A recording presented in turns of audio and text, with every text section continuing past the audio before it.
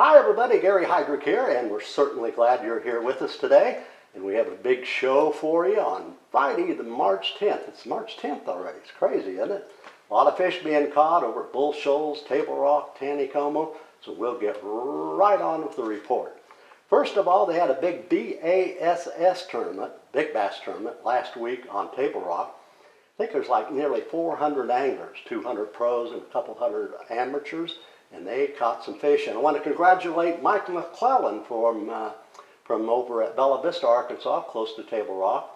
It's funny that Mike kind of grew up on Table Rock. His grandparents owned a fishing lodge up the White River of Table Rock, and he'd been fishing that since he was a little kid. And I think he snuck back up to some of his old spots and won that tournament. Congratulations, Mike. My old buddy Rick Clunn, one of the greatest bass fishing pros of all time. He was here on Table Rock, ended up with a top 10. And he did something like I was talking about on last week's program. Slow rolling spinner baits. He found some off-colored water, slow rolled spinner baits, and he had a top 10. I want to congratulate Rick. All kinds of fish, spotted bass, largemouth, smallmouth being caught during that tournament on a variety of baits. As I mentioned, you can catch fish on last week's program same way. Up around the Baxter area and Long Creek, we've had two different reports of the umbrella rig. You may want to try the umbrella rig.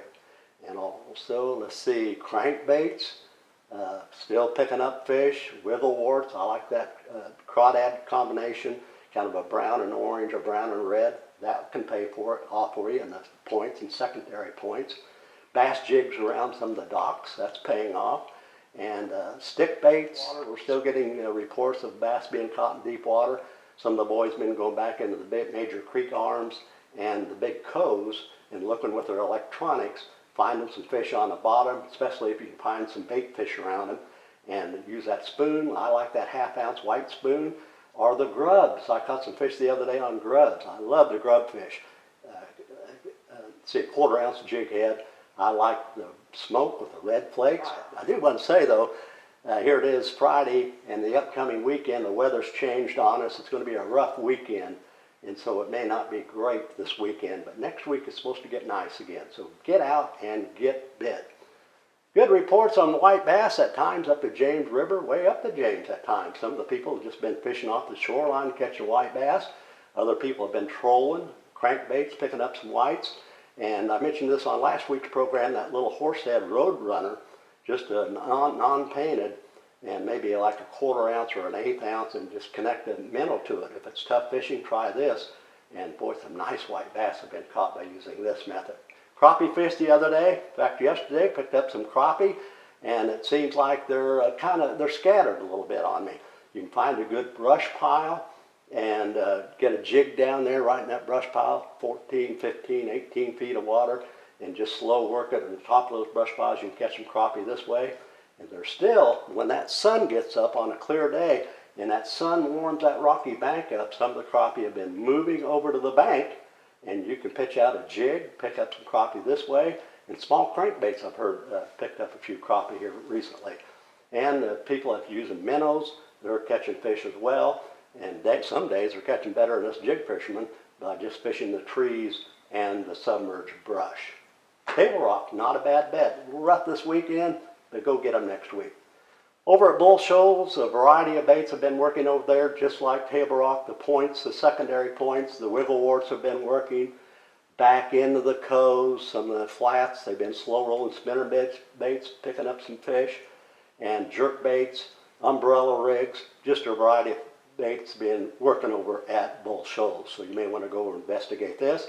Some crappie, a little scattered, but some crappie are being caught at Bull Shoals and some of the brush piles and back into the bigger creeks. Look your electronics, find a good old brush pile, and you can catch some crappie out of it.